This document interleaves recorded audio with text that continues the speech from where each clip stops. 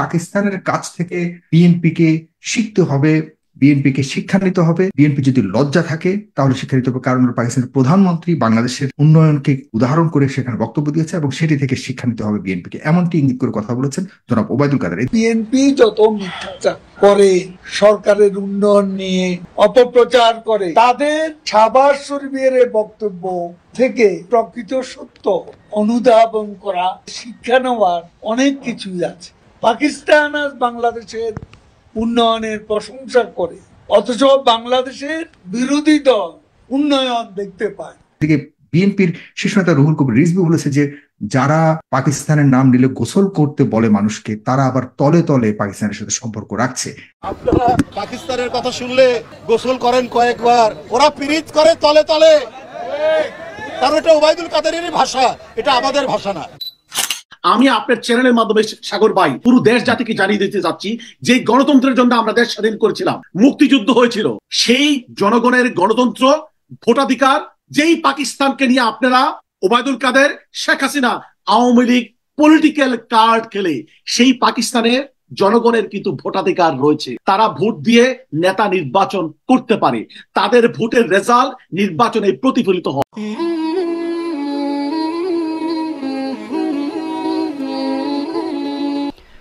আসসালামু আলাইকুম রহমতুল্লাহ। সুপ্রিয় দর্শক, বাংলাদেশ আওয়ামী লীগের সাধারণ সম্পাদক ও সেতুমন্ত্রী ওবায়দুল কাদের সাহেব বলেছেন যে বিএনপি জামাতকে পাকিস্তান থেকে শিক্ষা নিতে হবে। পাকিস্তানের প্রধানমন্ত্রী শাহবাজ শরীফ তিনি বলেছেন যে বাংলাদেশের উন্নয়ন হচ্ছে। তো ওবায়দুল কাদের সাহেব বলেন যে পাকিস্তানের প্রধানমন্ত্রী এবং পাকিস্তানেরা জানে যে বাংলাদেশে উন্নয়ন হচ্ছে, অথচ এই দেশে থেকে এই বিএনপি জামাত এরা উন্নয়ন চোখে দেখে না। তো প্রিয় দর্শক, এই কথার আবার তৎক্ষণিক জবাব দিয়েছেন বিএনপি নেতা রুহুল কবির রিজভী। তিনি বলেছেন যে যারা পাকিস্তানের নাম নিলে সকাল বিকাল গোসল করতে হয় তাদের উদাহরণ দিচ্ছে, মানে এরা তলে তলে পাকিস্তানের সাথে মিল দিয়ে আসে আর উপরে উপরে রাজনীতি করে। তো প্রিয় দর্শক, ওবায়দুল কাদের সাহেবের এই কথার কঠিন জবাব দিয়েছেন বাংলাদেশ জামাত ইসলামের আইনজীবী ও ইউরোপের মুখপাত্র ব্যারিস্টার আবু বকর মোল্লা সাহেব। তিনি ফেস দ্য পিপল টক শোতে এসে এই কথার জবাব দেন। তো এই কথার জবাব শুনে আওয়ামী লীগ নেতা ফরহাদ হোসেন তিনি আবার হজম করতে পারেনি, তিনিও এই কথার কিছু জবাব দেওয়ার চেষ্টা করছেন। তো প্রিয় দর্শক, সর্বপ্রথম আমরা ব্যারিস্টার আবু বকর মোল্লা সাহেব কি বলেছেন সেই ভিডিওটা দেখে আসি, চলুন। যে আওয়ামী লীগ বরাবরই পাকিস্তানের ব্যাপারে তারা ডাবল স্ট্যান্ডার্ড ফলো করেছে। দেখুন, আমি শেখ হাসিনার একটি উক্তি দিয়ে শুরু করি। করোনা ভাইরাসের সময় জাতিসংঘের একটি প্রোগ্রাম ছিল, সেখানে ইমরান খান ছিলেন এবং শেখ হাসিনা উপস্থিত ছিলেন। তো যখন ইমরান খান বক্তব্য দেওয়ার শুরু করতে যাচ্ছিলেন, শেখ হাসিনা তখন মাইক টান দিয়ে নিয়ে বলছেন, ক্যাপ্টেন ছক্কা মার দেয় না। জাতিসংঘের প্রোগ্রামে, করোনাকালীন প্রোগ্রামে সেখানে শেখ হাসিনা, অনলাইনে শেখ হাসিনা ছিলেন, আমি নিজে দেখেছি প্রোগ্রাম লাইভ, সেখানে ইমরান খান ছিলেন। তখন ইমরান খানকে বলছেন ক্যাপ্টেন ছক্কা মার দেয় না। তো ওনারা সময় সুযোগ মতো পাকিস্তানিদের সাথে উর্দু ভাষায় কথা বলে, উর্দু ভাষার ভাব প্রদান করে, এবং ওবায়দুল কাদের সাহেব যে কথাটি বললেন, তাদের যে পাকিস্তান প্রীতি রয়েছে এটিরই প্রমাণ। যদিও আমাদের শরীফ ফরহাদ হোসেন সাহেব, যেহেতু উনি আওয়ামী লীগকে রিপ্রেজেন্ট করে, ওবায়দুল কাদের যা বলেন নাই, ওনার নেতাকে উনি বাঁচাতে যে উনি একটি ভিন্ন ব্যাখ্যা দিলেন। ওনার নেতা কিন্তু বিএনপিকে উদ্দেশ্য করে বলেছেন যে বিএনপি যেন হীনমন্যতার পরিচয় না দিয়ে আমরা যে এগিয়ে যাচ্ছি, পাকিস্তানের প্রধানমন্ত্রীর বক্তব্য থেকে তাদের শিক্ষা নেওয়া উচিত। আপনি পত্রিকার পেপার কাটিংটি দেখতে পারেন। হ্যাঁ, উনি স্পষ্ট বলেছেন যে পাকিস্তানের প্রধানমন্ত্রী বাংলাদেশের উন্নতির যে প্রশংসা করেছেন, বিএনপি সবকিছুতে সন্দেহ করছে, পাকিস্তানের প্রধানমন্ত্রীর কাছ থেকে তাদের শিখা উচিত। কিন্তু তারা এখন পাকিস্তানের বোঝা না, এই কথা ওবায়দুল কাদের কিন্তু ওনার বক্তব্য বলে নাই, যেটা ফরহাদ সাহেব বলতে চাচ্ছিলেন। তো যে কথাটি আমি বলছিলাম, যেই শেখ মুজিবুর রহমান সাহেব বাংলাদেশের স্থপতি, ওনার প্রতি সম্মান রেখেই বলছি, যেই ভুট্টু বাংলাদেশের গণহত্যার আসলেই মূল নায়ক, সেই ভুট্টুকে কিন্তু লাল গালিচারা সম্বর্ধনা কিন্তু শেখ মুজিবুর রহমান দিয়েছেন। উনি একজন গেস্ট, ওনাকে সম্মান দেওয়া উচিত। সেটা এতে আমি খারাপ মনে করছি না, কিন্তু প্রশ্ন হচ্ছে যে আপনারা যখন এটা নিয়ে রাজনীতি করেন, আপনারা যখন বিএনপি জামাতের বিরুদ্ধে পলিটিক্যাল কার্ড খেলেন, সেটাতেই প্রবলেম। আজকে পাকিস্তানের নাম নিতে চান না, পাকিস্তানের নাম নিলে আপনাদের গোসল করতে হয়, যেটা রুহুল কবির রিজভী সাহেব বলছেন। আজকে সেই পাকিস্তানের রেফারেন্স দিচ্ছেন বিএনপিকে, যে পাকিস্তান আপনাদের উন্নতির কি করেছে, স্বীকৃতি দিয়েছে। আপনারা পাকিস্তানের উপর নির্ভর করে আপনি এই কথাটি বলছেন। অপরদিকে যে কথা আমি বলছিলাম, শেখ হাসিনা নিজেও ইমরান খানকে ক্যাপ্টেন ছক্কা মার দেয় না ওপেন জাতিসংঘের প্রোগ্রামে বলে উর্দু ভাষায়। আচ্ছা, এই হচ্ছে ওনাদের ডাবল স্ট্যান্ডার্ড। আচ্ছা, আমি ফরহাদ ভাইকে কিছু কথা বলতে চাই সামান্য। উনি পাকিস্তানের সাথে বাংলাদেশের তুলনা করলেন। প্রথম কথা হচ্ছে যে আমরা একটি স্বাধীন রাষ্ট্র পেয়েছি, আমরা স্বাধীন দেশের নাগরিক। এ ব্যাপারে ফরহাদ ভাই, আমরা সকলে এই ব্যাপারে আমরা গর্বিত, এ ব্যাপারে কোনো আপত্তি নেই। আমরা পাকিস্তান থেকে স্বাধীনতা লাভ করেছি, আমরা একটি স্বাধীন দেশের গর্বিত দেশের নাগরিক। কিন্তু দুঃখজনক হলো প্রয়াত বলতেন, শফিউল আলম প্রধান বলতেন যে আমরা পিন্ডির কাছ থেকে মুক্ত হয়ে দিল্লির গোলামি করার জন্য তাই দেশ স্বাধীন করিনি। আজকে দেখুন, মাওলানা ভাসানী বলেছে। হ্যাঁ, ভাসানী তো বলতেনই, শফিউল আলম প্রধান বলতেন আর কি, খুব বেশি করে। আচ্ছা, দেখুন আজকে উনি যে কথাটি পাকিস্তানের সাথে তুলনা করলেন, পাকিস্তানের যে অর্থনৈতিক ভাবে ইন্ডিকেটরে আমরা এগিয়ে আছি, আমি ফরহাদ ভাইয়ের সাথে এই ব্যাপারে দ্বিমত পোষণ করব না। কিন্তু কিছু কিছু ব্যাপারে তো আমরা পাকিস্তানের চেয়ে পিছিয়ে আছি, সে কথা কি ফরহাদ ভাই স্বীকার করবেন? যেই গণতন্ত্রের জন্য সাবেক পূর্ব পাকিস্তানের আমাদের এই বাংলাদেশের জাতি যুদ্ধ করেছিল, আমাদের পূর্বপুরুষরা, আমাদের জেনারেশন, আমরা যুদ্ধ করেছিলাম, এই দেশ স্বাধীন করেছিলাম, সেই গণতন্ত্রকে আমরা হারিয়ে ফেলিনি। পাকিস্তানে কি সেই গণতন্ত্র নেই? পাকিস্তানে কিন্তু জনগণের ভোটাধিকার আছে ফরহাদ ভাই। আমি আপনার চ্যানেলের মাধ্যমে সাগর ভাই পুরো দেশ জাতিকে জানিয়ে দিতে যাচ্ছি, যে গণতন্ত্রের জন্য আমরা দেশ স্বাধীন করেছিলাম, মুক্তিযুদ্ধ হয়েছিল, সেই জনগণের গণতন্ত্র ভোটাধিকার, যেই পাকিস্তানকে নিয়ে আপনারা ওবায়দুল কাদের, শেখ হাসিনা, আওয়ামী লীগ পলিটিক্যাল কার্ড খেলে, সেই পাকিস্তানের জনগণের কিন্তু ভোটাধিকার রয়েছে। তারা ভোট দিয়ে নেতা নির্বাচন করতে পারে, তাদের ভোটের রেজাল্ট নির্বাচনে প্রতিফলিত হয়। হ্যাঁ, বলবেন যে সেখানে আর্মি ইন্টারফেয়ার করে, হ্যাঁ আর্মি ইন্টারফেয়ার করে, তারপরেও কিন্তু ভোট হয়, জনগণের পছন্দে ক্ষমতার পরিবর্তন হয়। এরপরে আসুন করাপশন ইন্ডেক্স।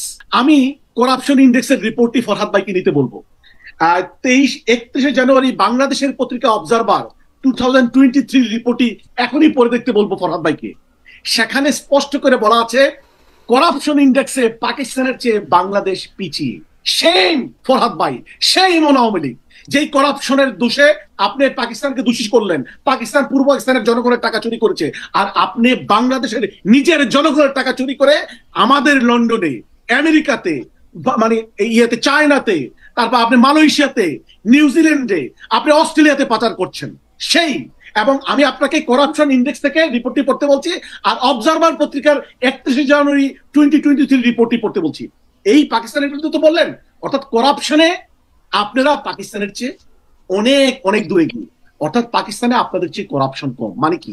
শেখ হাসিনার নেতৃত্বাধীন আওয়ামী লীগ সরকার চেয়ে পাকিস্তানে করাপশন কম। এরপরে আসেন জুডিশিয়ারি নিয়ে। আমার আরেকজন দুইজন কলিগ আছে এখানে, সাইদ মামনুন মাহবুব এবং জিল্লুর রহমান। আমরা যারা এই আইনের জগতের জুডিশিয়ারি ইন্ডিপেন্ডেন্স নিয়ে পড়াশোনা করি, জুডিশিয়ারি ইন্ডিপেন্ডেন্স নিয়ে, পাকিস্তানের জুডিশিয়ারি ইন্ডিপেন্ডেন্স নিয়ে গর্ব করতে হয়। পাকিস্তানের জুডিশিয়ারিতে সরকার ইন্টারফেয়ার করতে পারে না যেভাবে বাংলাদেশে করে। এই রিপোর্টটি পাকিস্তানের জুডিশিয়ারি এবং বাংলাদেশের জুডিশিয়ারি কম্পারেটিভ স্টাডি হয়েছে। ফরহাদ ভাই নিজে পড়ে দেখতে পারেন যে পাকিস্তানের জুডিশিয়ারি অ্যাডমিনিস্ট্রেশনকে কিভাবে রাজনৈতিক হস্তক্ষেপের বিরুদ্ধে সাবেক প্রধান বিচারপতি ইফতেখার সাহেব ভূমিকা পালন করেছিলেন, বৃদ্ধাঙ্গুলি দেখিয়েছিলেন, এবং ওনাদের সেখানের কোর্টের বিচারপতিরা আত্মাহুতি পর্যন্ত দিয়েছে প্রশাসন থেকে মুক্তির জন্য, সরকারের বিরুদ্ধে নিজেদের জীবন পর্যন্ত বিলিয়ে দিয়েছে। অর্থাৎ আপনি যদি করাপশন ইন্ডেক্সের দিকে চিন্তা করেন, পাকিস্তান আমাদের চেয়ে অনেক উপরে। আপনি যদি জুডিশিয়ারি ইন্ডিপেন্ডেন্সের কথা চিন্তা করেন, আমাদের চেয়ে পাকিস্তান আমাদের চেয়ে এগিয়ে। অপরদিকে আপনি যদি ডেমোক্রেসির কথা চিন্তা করেন, পাকিস্তানের জনগণের তো ভোটাধিকার রয়েছে, বলা আছে। যেই ভোটাধিকারের জন্য শেখ মুজিবুর রহমান জেল খেটেছিলেন, বাংলাদেশ যুদ্ধ করেছিল, সেই জনগণের ভোটাধিকার রয়েছে। তাদের পছন্দের সরকার পরিবর্তিত হয়, আর কিন্তু সেই দেশের প্রধানমন্ত্রী তো আমাদের দেশের উন্নয়ন নিয়ে আফসোস করছে। উদাহরণ আমি দেখুন, উনি হয়তো জানে না বাংলাদেশ ব্যাংকের রিজার্ভ যে ভুলভাবে ওয়ার্ল্ড মিডিয়াতে যাচ্ছে। উনি হয়তো জানেন না, উনি হয়তো জানেন বাংলাদেশি ব্যাংকের রিজার্ভ তো, ওনাদের দেশের রিজার্ভ তো খুব কম, বাংলাদেশের রিজার্ভ তো $20 বিলিয়ন উপরে। উনি তো জানে না এটা যে ফুলি ভাপিয়ে পাম্প আপ করে রিপোর্টটি প্রকাশ করা হয়েছে। উনি তো জানে না, যেটি পাকিস্তান এবং পৃথিবীর কোনো দেশে কল্পনা করা যায় না, যে রিজার্ভের টাকা সরকার মানে কাউকে না জানিয়ে তারা নিজেদের জন্য খরচ করে ফেলে। যখন সাংবাদিকরা এটি প্রকাশ করে দিয়েছে, এটি প্রকাশিত হয়ে গিয়েছে, শেখ হাসিনা তখন বলেছেন আমি জনগণকে বাঁচাতে রিজার্ভের টাকা খরচ করছি। পৃথিবীর কোন দেশে আছে এইভাবে আপনি জনগণের রিজার্ভের টাকা খরচ করবেন? এটি কি প্রতারণা না? এটি কি ইকোনমিক সিস্টেমের মানে ভায়োলেশন না? সেটা তো আপনি করতে পারেন না। অর্থাৎ আপনি রিজার্ভের টাকা চুরি করেছেন, আপনার সরকার চুরি করেছে। রিজার্ভের টাকা দিয়ে আপনার দলের নেতাদেরকে আপনি পকেট ভারী করেছেন, তাদেরকে বিদেশে লন্ডন, আমেরিকা, নিউজিল্যান্ডে, অস্ট্রেলিয়াতে বাড়ি করার সুযোগ দিয়েছেন। করোনার সময়ে বাংলাদেশে হাজার হাজার কোটি কোটি সৃষ্টি হয়েছে, এটি জনগণের রিজার্ভের চুরির টাকায় আপনি তাদের পকেট ভারী করেছেন। এই হচ্ছে আপনার উন্নতি, সেটি শাহবাজ শরীফ জানে না। যদি জানতো তাহলে হয়তো শাহবাজ শরীফ এই কথা বলতো না। উনি বলতো সেই শেখ হাসিনা যে জনগণের রিজার্ভের টাকা পর্যন্ত চুরি করে, যার আমলে শেয়ার বাজারে কেলেঙ্কারি হয়, এবং অর্থমন্ত্রী পার্লামেন্টে দাঁড়িয়ে বলে আমি লজ্জায়, আমি আর কি বলবো আমি জানি না। তদন্ত হলো বাংলাদেশের পার্লামেন্টে দাঁড়িয়ে ওনাদের প্রধানমন্ত্রী মানে অর্থমন্ত্রী বললেন আমার কাছে রিপোর্ট এসেছে, আমি তদন্ত রিপোর্ট আমি পেয়েছি। আমি কোট এন্ড কোট ফরহাদ ভাই, আমি ভুল বললে আপনি বলবেন, কোট এন্ড কোট আমি কিন্তু কথা বলছি, আমি একজন আইনজীবী। পার্লামেন্টে দাঁড়িয়ে আমি তো আর সুযোগ পাবো না আবু বকর ভাই, আমি তো আর সুযোগই পাবো না। My time has been finished. How can exactly defend your speech? I have many things to defend you. I have so many points to defend you. What you are telling about Pakistan is not true at all. I have so many reasons exactly. I have so many points to defend you, but I don't have the time. I have completed my two terms of speaking. অর্থমন্ত্রী পার্লামেন্টে দাঁড়িয়ে বললেন যে আমার কাছে তদন্ত কমিটির report রয়েছে যারা শেয়ার বাজার কলম কেলেঙ্কারির সাথে জড়িত, কিন্তু উনি বললেন নাম প্রকাশ করা যাবে না এবং ফার্দার স্টেপ নেওয়া যাবে না, কারণ কি এটার সাথে রুই কাতল রাঘব বলরা জড়িত। উনি পার্লামেন্টে দাঁড়িয়ে বললেন সেই অন দিস পার্লামেন্ট, সেই অন দিস মানে আমি কি বলবো বাংলাদেশের রুল অফ ল। আমার কথা আপাতত এখানে নিষেধ। দর্শক, আপনারা ব্যারিস্টার আবু বকর মোল্লা সাহেবের কথাগুলো শুনলেন। তো এই কথা যে আওয়ামী লীগ নেতা ফরহাদ হোসাইন ইনি হজম করতে পারেননি বললাম, তো এই কথার পরিপ্রেক্ষিতে আওয়ামী লীগের এই সিনিয়র নেতা তিনি কি বলেছেন চলুন সেটা একটু শুনে আসি।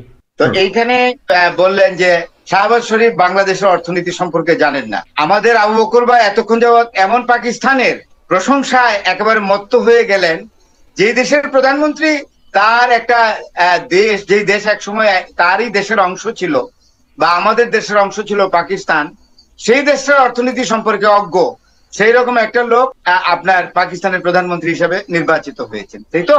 আর উনি বলেছেন যে পাকিস্তানের ডেমোক্রেসি আছে। পাকিস্তানে কখন ডেমোক্রেসি আছে? পাকিস্তানের ডেমোক্রেসি তো from the very beginning democracy was slaughtered and being killed by the military, civil bureaucrats and the feudal lords. এটা সবাই জানে। পাকিস্তানের ইলেকশন কন্ট্রোল করে হলো টোটালি আর্মি। আর্মি কন্ট্রোল না করলে এইবার ইমরান খান ক্ষমতায় যেত, এটা সবাই জানেন।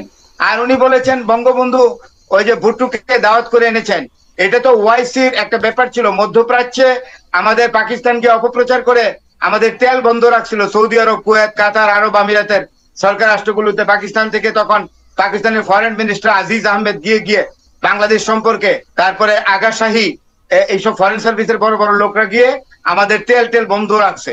সেই জন্য ভুট্টোকে আনা হয়েছে। ভুট্টো বলছে যে আপনি আমার দেশে যাবেন। ওয়াইসিতে বঙ্গবন্ধু অংশগ্রহণ করেছে। উনি যেই ভুট্টোকে বললো যে হয়তো সেই ভুট্টোরই তো টাকায় গোলাম আজম সাহেব মক্কা শরীফে গিয়েছিলেন।